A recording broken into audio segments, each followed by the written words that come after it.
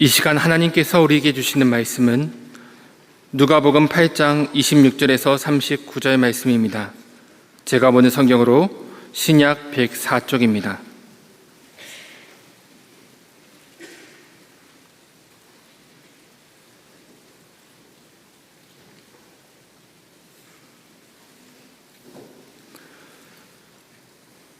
하나님의 말씀을 봉독하겠습니다.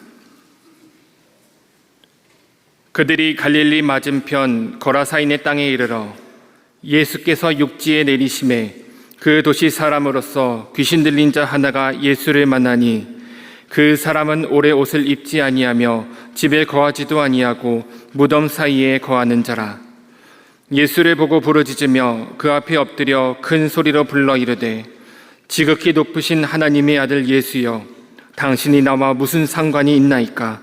당신께 구하노니 나를 괴롭게 하지 마옵소서 하니, 이는 예수께서 이미 더러운 귀신을 명하사 그 사람에게서 나오라 하셨음이라.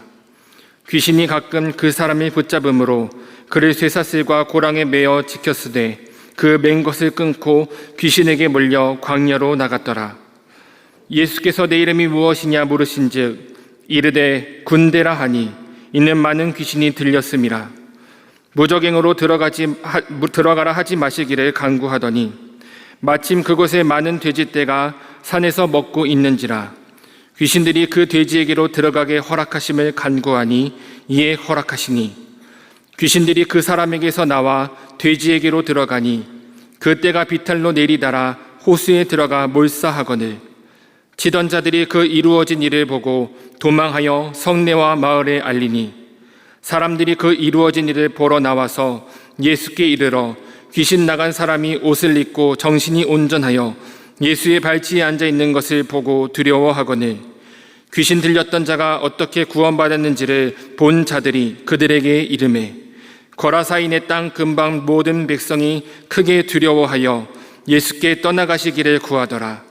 예수께서 배에 올라 돌아가실새 귀신 나간 사람이 함께 있기를 구하였으나 예수께서 그를 보내시며 이르시되 집으로 돌아가 하나님이 내게 어떻게 큰 일을 행하셨는지를 말하라 하시니, 그가 가서 예수께서 자기에게 어떻게 큰 일을 행하셨는지를 온 성내에 전파하니라. 아멘. 정채봉의 처음의 마음으로 돌아가라는 시집에 나오는 만남이라는 시입니다. 가장 잘못된 만남은 생선 가시와 같은 만남이다. 만날수록 비린내가 묻어오니까. 가장 조심해야 할 만남은 꽃송이와 같은 만남이다. 피어있을 때는 환호하다가 시들면 버리니까. 가장 비천한 만남은 건전지와 같은 만남이다. 힘이 있을 때는 간수하고 힘이 다 닳았을 때는 던져버리니까. 가장 시간이 아까운 만남은 지우개와 같은 만남이다. 금방의 만남이 순식간에 지워져 버리니까. 가장 아름다운 만남은 손수건과 같은 만남이다. 힘이 들 때는 땀을 닦아주고 슬플 때는 눈물을 닦아주니까. 당신은 지금 어떤 만남을 가지고 있습니까? 이렇게 묻는 질문으로 시는 끝납니다. 여러분은 어떤 만남을 경험해 보셨습니까? 여러분은 지금 어떤 만남을 가지고 있습니까? 여러분이 힘들 때 땀을 닦아주며 힘을 북돋아주는 그런 만남을 가지고 있습니까? 여러분이 슬플 때 여러분의 눈에서 눈물을 닦아주며 위로해주는 그런 만남을 가지고 있습니까? 여러분이 삶의 문제를 만나 도무지 해결할 방법이 없을 때 삶의 문제를 건져내줄 그런 만남이 있습니까? 언제든 도움을 주고 언제나 함께하며 언제든 여러분을 불안과 두려움과 낙심과 절망에서 건져줄 그런 만남이 있습니까? 오늘 본문에 등장하는 거라사인은 그런 만남이 있었습니다. 자신이 찾아가 그런 만남을 가진 것이 아니라 예수님이 그를 만나 주셨습니다. 본문 앞 22절부터 25절까지 말씀을 보면 갈릴리 호수에서 배를 타고 건너편으로 가시던 중 예수님은 잠이 드셨고 마침 광풍이 몰아쳐서 호수의 물이 배 안으로 차들어왔습니다. 배에 가득 차게 돼서 배가 위태로워졌습니다. 예수님은 바람과 물결을 꾸짖으셨죠. 곧 바람과 물결이 잔잔해졌습니다. 이에 우리는 자연 법칙을 초월하여 바람과 물결을 다스리시는 능력과 권세가 있으신 예수님을 말씀을 통해 목격할 수 있습니다. 그리고 나서 예수님이 가신 곳이 바로 갈릴리 맞은편인 거라사인의 땅입니다. 거라사인의 땅이라고 말하는 곳이 정확히 어디인지는 의견이 분분합니다. 그러나 확실한 것은 데가볼리 지역의 어느 한 곳이며 유대인이 아닌 이방인의 땅에 예수님께서 찾아가셨다는 사실입니다. 그리고 예수님을 만난 사람은 그 동네의 이방인들조차 배척하는 귀신 들린 사람입니다. 오늘 우리는 본문 말씀을 통해서 이미 앞 25절에 바람과 물결을 다스리시는 예수님을 향해 그가 누구이기에 바람과 물을 명함에 순종하는가? 라는 질문에 대한 답을 발견할 수 있습니다. 그 답은 예수님은 바로 하나님의 아들이시라는 것입니다. 예수님은 자신이 하나님의 아들이심을 나타내셨습니다. 밝히셨죠. 베드로도 예수님에 대해서 마태복음 16장 16절에 주는 그리스도시요 살아계신 하나님의 아들이십니다라고 고백했습니다. 만약 예수님이 하나님의 아들이 아니시고 사람의 아들뿐이라면 얘기가 달라지죠. 만약 그렇다면 예수님은 자신에 대해서 거짓말한 것이고 사람들을 속인 것입니다. 만약 그렇다면 예수님이 아무리 십자가에서 죽으셨다 한들 우리의 죄를 사하고 구원해 줄 수 없습니다. 사람은 자신의 작은 죄조차도 스스로 해결할 수 없고 죄조차 작은 죄조차도 정결하게 할 수 없는 그런 존재입니다. 오늘 말씀은 귀신이 예수님을 하나님의 아들이라 말했기 때문에 예수님이 하나님 아들이심을 믿어야 한다. 그런 메시지가 아닙니다. 단지 귀신은 영적인 존재이기에 하나님의 아들이신 예수님을 몰라볼 수가 없다는 것, 그걸 우리는 알 수 있죠. 오늘 본문의 중요한 메시지는 하나님의 아들이신 예수님께서 신적인 능력과 권세로 군대 귀신을 꼼짝 못하게 하시고 그리고 거라사인에게서 귀신을 내쫓아 주셨고 예수님을 만난 거라사인은 새 삶이 시작되었다 하는 메시지입니다. 거라사인이라고 일컬어지는 그 사람은 어떤 사람일까요? 26절 이하에 보면 그는 갈릴리 맞은편 거라사인의 땅에 사는 사람입니다. 이름이 무엇인지 알려져 있지 않습니다. 마치 이름 없는 사람처럼 말입니다. 그는 귀신 들린 자입니다. 그 사람은 집에 살지도 않고 무덤 사이에 사는 사람입니다. 무덤 사이에 산다는 말은 무덤으로 사용하려고 언덕에 파놓은 깊은 굴을 말하고 그 굴 무덤 입구에서 귀신 들린 자나 나병 환자처럼 집에서 쫓겨난 사람들이 거주하는 그런 것을 말합니다. 부자들은 가족묘를 만들 때 아주 정교하고 길게 굴을 팠죠. 그러니 그 무덤 입구에 귀신 들린 자나 나병 환자가 거주하기에 좋은 그런 안식처가 바로 그곳이었습니다.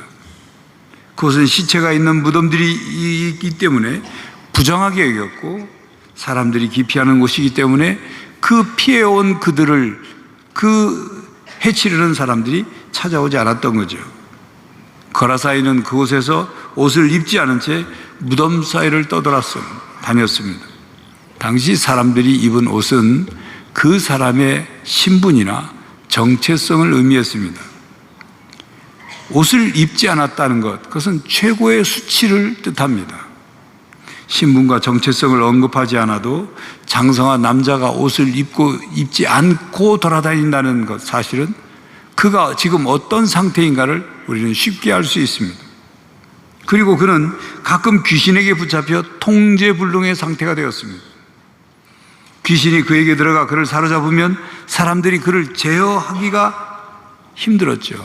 그래서 쇠사슬과 고랑으로 그를 묶어놓으려 했지만 그는 그것을 끊고 광야로 나가버렸습니다. 그럴 때 그는 사람들에게 위협적인 존재였습니다.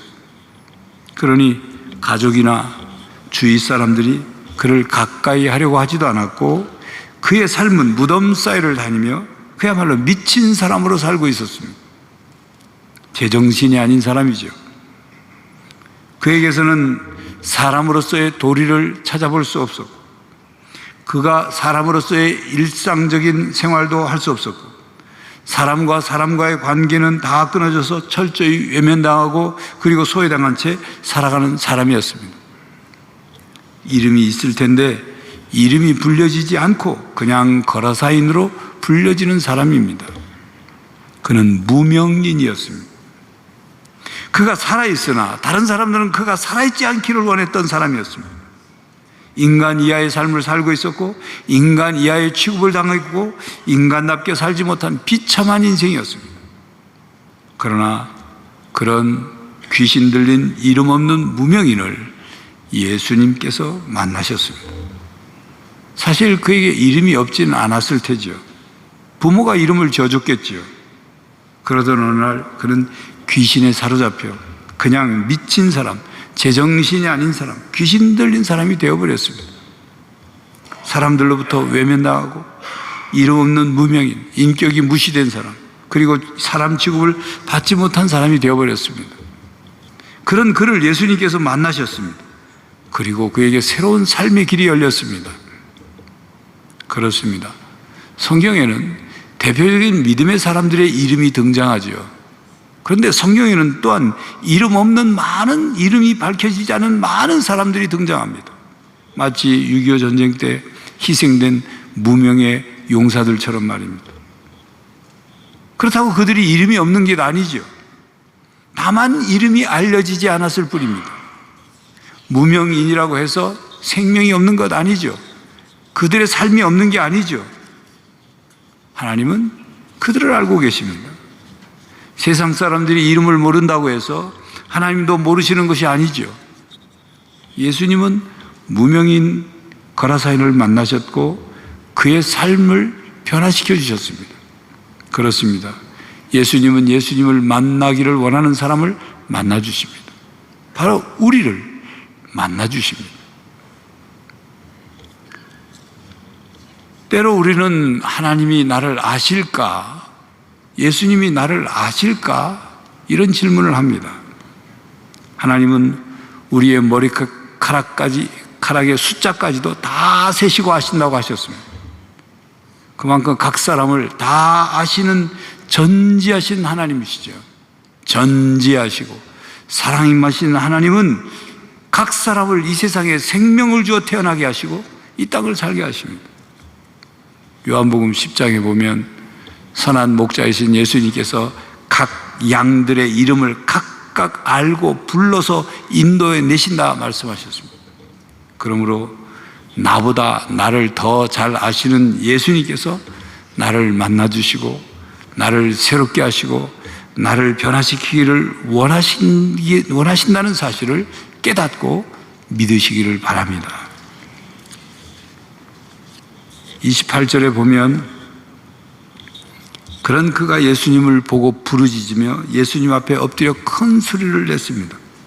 지극히 높으신 하나님의 아들 예수여, 그러면서 나와 무슨 상관이 있나이까? 당신께 구하노니 나를 괴롭게 하지 마옵소서 라고 외쳤습니다. 왜 그가 그런 말을 예수님께 했을까요? 그것은 29절에 보면 이는 예수께서 이미 더러운 귀신을 명하사 그 사람에게서 나오라 하셨습니다 말씀하죠. 이미 예수님께서 거라사인 안에 들어가 있는 더러운 귀신을 아셨고 그 귀신은 예수님이 두려웠던 것입니다. 귀신이 예수님께 자기를 괴롭게 하지 말아달라고 하니 예수님께서 귀신의 이름을 물으셨습니다. 귀신은 자신이 군대라고 대답했습니다. 귀신은 자신의 이름을 대답하지 않고 군대라고 대답한 것입니다. 군대는 이름이 아니죠. 사람의 모임의 형태를 말하는 거죠. 숫자가 많다, 그렇게 예수님께 대답한 것입니다. 귀신들은 예수님을 속이려고 한 거죠. 예수님은 자신이 누구신지 숨기거나 속이지 않으셨습니다. 그러나 귀신은 거짓말장이요 속이는 영입니다.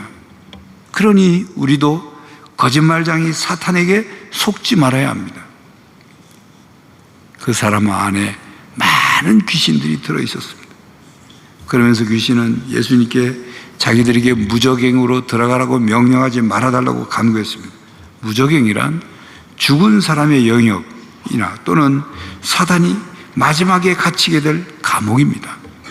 결국 그 귀신이 가게 될 종착점, 바로 무저갱이죠. 이를 보면 그 귀신은 조금이라도 무저갱에 조금이라도 늦게 가기를 바랬던 거죠. 귀신은 예수님의 권세와 명령 앞에 자신들이 꼼짝없이 그 명령대로 할 수밖에 없다는 사실을 너무도 잘 알고 있었습니다. 마침 그곳 산에서 많은 돼지떼가 뭘 먹고 있었습니다. 하필 그 장면에서 돼지떼가 왜 등장할까요? 배경은 이렇습니다. 거라사인이 거주하던 지역은 데가볼리라는 지역인데 이것은 이방 지역이었고 로마 군대가 주둔하던 곳이었습니다. 그러니 로마인과 같은 이방인들이 먹을 돼지고기를 공급하기 위한 돼지 농장이 그곳에 있던 거죠. 귀신들은 예수님께 자기들을 그 돼지들에게 들어가게 해달라고 허락해달라고 간구했습니다. 이 예수님께서 그렇게 하라고 허락하셨죠. 이에 귀신들이 그 사람에게서 나와서 돼지들에게로 들어갔습니다. 그러자 돼지떼가 미쳐서 비탈길로 내려 치닫으며 호수에 빠져 죽었습니다. 삽시간에 일어난 일이죠. 귀신은 그렇게 그냥 공중에 떠도는 것이 아니라 사람에게든 어떤 동물에게든 무엇에든 들어가서 그 대상을 지배하려고 합니다. 그러니까 사람 속에 들어가서 사람을 조종하고 사람을 지배하고, 그래서 귀신은 자기가 하고 싶은 것을 합니다. 자기가 하고 싶은 것이란 악하고 파괴적인 일이죠. 귀신은 파괴의 영입니다.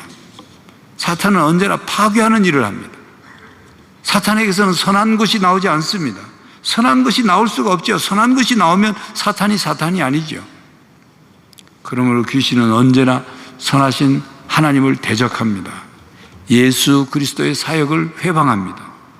사람들을 사로잡아 죄를 짓게 하고 악을 행하게 하고 사람을 파괴하는 일을 행합니다. 구약의 이스라엘의 초대 왕 사울 왕은 악신, 즉 악한 귀신이 그 애를 지배했을 때 이성을 잃어버렸어요. 사위인 다윗을 죽이려고 미친 듯이 날뛰었습니다. 일종의 정신분열 현상이 일어난 거죠. 성령께서 사울 왕을 떠났을 때 사울은 사단의 지배를 받아 제정신이 아닌 사람이 되어버린 거죠. 오늘날 사탄은 더욱 교묘하게 교활하게 활동합니다. 사람들을 우상에 빠지게 하고 각종 중독에 빠지게 합니다. 그것으로 사람을 조종하고 지배합니다. 그리하여 사람의 삶을 파괴하죠. 본문에 나타난 거라사인은 오늘날 무엇인가 사로잡혀 사는 사람, 무엇인가 중독되어서 자기 의지대로 살지 못하는 사람을 떠올리게 하는 존재예요. 우리는 내가 바로 또 다른 거라사인이 아닌지를 돌아봐야 합니다. 우리는 우상으로부터, 사탄으로부터, 중독으로부터 해방되어야 합니다. 모든 억압과 속박으로부터 우리에게는 해방이 필요합니다. 그에게서 귀신이 나가자 그에게 변화가 일어났습니다. 35절에 보면 사람들이 변화된 그를 보았습니다. 사람들이 그 이루어진 일을 보러 나와서 예수께 이르러 귀신 나간 사람이 옷을 입고 정신이 온전하여 예수의 발치에 앉아 있는 것을 보고 두려워하기를 말씀하죠. 귀신이 들렸을 때는 옷을 입고 다니지 않았습니다. 무덤 사이를 돌아다니는 사람이었습니다. 그런데 그가 귀신이 나가자 옷을 입었습니다. 정신이 온전해졌습니다. 그가 정상으로 변화됐습니다. 그의 몸에 열이 많아 옷을 벗고 다니는 게 아니에요. 자기를 조종하고 지배하는 귀신의 힘에 의해서 자기 스스로, 자기 의지로도 어떻게 할 수 없는 그래서 옷을 벗고 다니는 거예요. 사람이 가장 기본적으로 지켜야 할 그런 예의조차 지킬 수 없었던 것입니다. 그런 그가 옷을 입었다는 말은 그가 드디어 수치심을 느끼기 시작했다는 거예요. 옷을 입고 살아야 한다는 것을 깨닫고 회복된 거죠. 그가 정신이 온전해졌습니다. 그리고 예수님 발 아래에 앉아 있습니다. 사람들이 보고 놀라는 정도가 아니라 두려워하기까지 했습니다. 그리고 그는 예수님과 함께 있기를 원했습니다. 더 이상 귀신이 그 사람과 함께 하지 않았습니다. 더 이상 그 귀신이 그 사람 속에 들어가 자리를 잡고 그를 지배하지 못했습니다. 귀신이 지배하는 사람은 예수님께 가까이 가지 않습니다. 본문 말씀에 나오는 모습처럼 귀신은 예수님을 부담스러워하고 싫어하죠. 예수님의 능력과 권세에 패배하기 때문입니다. 예수님 앞에 더러운 귀신의 더러운 그 실체가 정체가 드러나게 되고 예수님 앞에서 귀신은 힘을 쓰지 못하기 때문입니다. 예수님의 권세에 대항하여 발악해보려고 하지만 그러나 결국 도망갈 수밖에 없는 것이 귀신입니다. 그러므로 그런 관점에서 우리가 예수님께 가까이 가지 않고 점점 더 멀어지고 있다면 귀신, 즉 사탄에게 점점 가까이 가거나 사탄의 지배 아래 들어가는 것은 아닌지 분별해야 합니다. 성도 여러분, 날마다 주님을 마음속에 주로 모시고 살아가십시오. 날마다 예수님과 함께 하십시오. 날마다 예수님께 더욱 가까이 가십시오. 날마다 예수님을 마른 땅같이 사모하시기를 바랍니다. 38절을 보면 그에게서 귀신이 나갔기 때문에 그는 예수님께 가까이 가고 예수님과 함께 있기를 원하는 마음이 생겼습니다. 그렇지만 예수님은 그를 집으로 돌아가라 하셨습니다. 39절입니다. 집으로 돌아가 하나님이 내게 어떻게 큰 일을 행하셨는지를 말하라 하시니 그가 가서 예수께서 자기에게 어떻게 큰 일을 행하셨는지를 온 성내에 전파하니라. 예수님은 예수님과 함께 있기를 원하는 그 사람에게 자기 자리에 가서 머물라고 말씀하셨습니다. 그가 귀신 들렸을 때 그의 자리는 무덤 사이였어요. 그러나 이제는 온전해졌으니 가족에게 돌아가라고 하신 거죠. 그렇게 예수님은 그를 삶의 자리로 돌려보내시며 하나님이 행하신 일을 증언하라고 하셨습니다. 예수님은 그에게 삶의 자리를 회복시켜 주셨고 사람과의 관계를 다시 회복시켜 주셨고 그가 무엇을 하며 살아야 하는지를 회복시켜 주셨습니다. 그렇습니다. 우리가 예수님을 믿는 이유는 우리의 삶의 자리를 찾기 위해서입니다. 우리가 머물러 있어야 할 자리, 우리가 있어야 할 그 자리, 우리가 정상적으로 행해야 할 그 자리, 하나님 나라를 위해 살아가야 할 그 자리에서 하나님의 자녀, 하나님의 백성, 하나님의 사람으로 살아가기 위해서입니다. 옛사람을 벗어버리고 새 사람을 입고 과거의 모습에서 벗어나 새로운 모습으로, 그리고 과거의 자리에서 벗어나 새로운 자리에서 살아가는 것, 그것이 그리스도인들의 신앙생활입니다. 삶의 자리에서 예수님을 믿으며 예수님을 만난 이야기를 나누고 그리고 신앙 체험을 증언하며 살아가는 것이 신앙생활입니다. 그것이 자신이 어떻게, 왜, 무엇이 변화되었는지를 드러내야 합니다. 사탄의 종노릇이 아니라 성령의 인도하심을 받는 사람으로 살아가야 합니다. 예수님을 주로 모시고 변화된 삶을 살아야 합니다. 그것이 신앙생활의 여정입니다.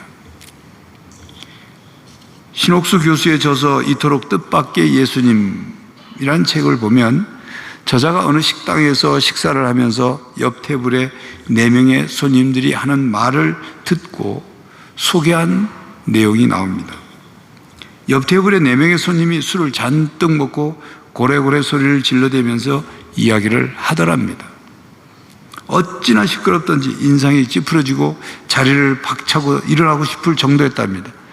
아마도 대단한 술꾼이었나 보죠. 그 중에 한 명은 술만 들어가면 차를 몰고 다닌다는 거죠.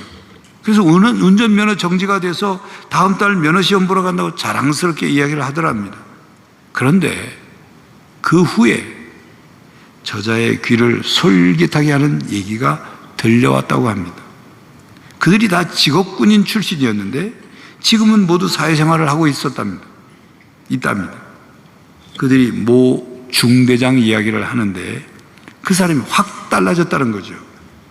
내용을 들여다보니 뇌성마비 환자 아들을 둔 그 중대장이 그 아들을 잃고는 예수를 믿게 되었다는 겁니다. 그들의 표현으로는 마치 미친 개처럼 달라졌다고 합니다. 지금은 그가 교회 장로가 되었지만 그가 옛날에 같이 술 먹을 때는 아주 고약한 술버릇이었었는데 술 먹은 사람들의 지갑에서 돈을 빼내 훔쳐갔다는 거예요. 그랬던 사람이 이제는 일주일에 3번씩 그들에게 전화를 해서 건강관리해라, 예수 믿어야 한다, 그래서 아주 귀찮아서 죽겠다는 거죠. 그 사람이 정말 달라졌다는 것입니다. 자기들과 한솥밥을 먹던 바로 그 술꾼이 예수님을 믿고 구원받아 새 사람이 되었다는 사실을 다른 술꾼들의 증언을 통해서 듣게 된 것입니다. 그것이 또 다른 무명인의 새 삶인 것입니다. 여러분, 예수 그리스도, 예수님을 만나야 합니다. 변화의 만남이 있어야 합니다. 여러분, 무엇인가 속박되어 있습니까? 중독되어 있습니까? 악한 것에 지배당하고 있습니까? 성령의 인도하심을 받아야 합니다. 예수님께 가까이 가십시오. 예수님의 말씀을 들으십시오. 예수님의 사랑을 깨닫고 경험하십시오. 예수 그리스도의 십자가의 사랑과 은혜로 날마다 변화되어가는 성도들이 되시기를 간절히 바랍니다. 기도하겠습니다. 하나님, 우리는 참으로 비참하고 처참하게 끝날 수밖에 없던 죄와 허물로 죽은 인생이지만 저희들에게 예수 그리스도의 십자가의 사랑으로 새 생명을 주시고 영생의 소망을, 하나님 나라의 소망을 주시니 감사합니다. 이 땅에 살지만 우리의 소망은 하나님 나라에 있음을 고백합니다. 이 땅에 사는 동안 변화된 삶을 살게 하시고 이 땅에 사는 동안 많은 사람들에게 예수 그리스도의 복음을 증거하게 하시고 우리의 삶의 변화를 통하여 하나님의 그 영광과 그 복음의 놀라운 역사를 증거하게 하여 주시옵소서. 예수 그리스도의 이름으로 기도하옵나이다. 아멘. 성도 여러분, 예수님을 만나십시오. 예수님께 가까이 가십시오. 예수님을 주로 모시고 사십시오. 악한 사탄과 각종 중독과 억압과 속박에서 벗어나십시오. 새롭게 변화된 삶을 살아가시는 성도가 되시기를 간절히 바랍니다. 지금은 우리 주 예수 그리스도의 은혜와 하나님 아버지의 그 크신 사랑과 성령 하나님의 교통하심이 예수님을 만나 날마다 새롭게 변화된 삶을 살고자 다짐하는 모든 성도들과 가정과 삶의 현장 위에 이제로부터 영원히 함께 하시기를 간절히 축원하옵나이다. 아멘.